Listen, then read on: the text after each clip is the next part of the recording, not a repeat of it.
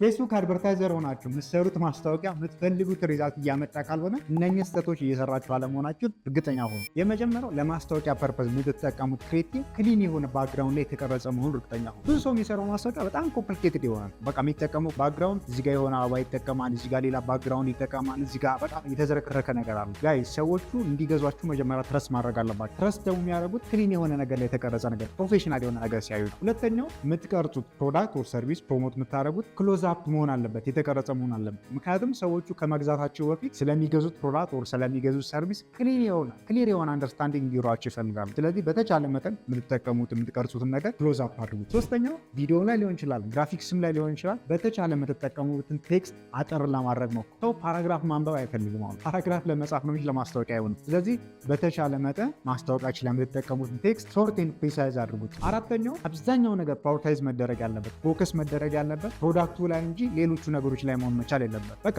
አብዛኛው ነገር ኮንትራስት አድርጎ መውጣት ያለበት ፕሮዳክታችን ነው። ምክንያቱም ማርኬቲንግ ላይ ትልቁ ነገር ትረስት ነው። ሰዎቹ ደግሞ ትረስት ሊያደርጓችሁ የሚችሉት ፕሬዘንት የምታደርጉበት፣ የምታስረዱበት፣ የምታሳዩበት ሚንስ ፕሮፌሽናል መሆናል እና ክሊን መሆን አለበት። ይሄን የምታደርጉ ከሆነ ትረስት የሚሰሩት ማስታወቂያ ሪተርን ያመጣል። ይሄን የማታደርጉ ከሆነ እኔም በጣም ብዙ ሰፈር አድርገን የተማርኩበት እናንተም ልክ እንደኔ ሰፈር ታረቃላችሁ። ስለዚህ ዶዚስ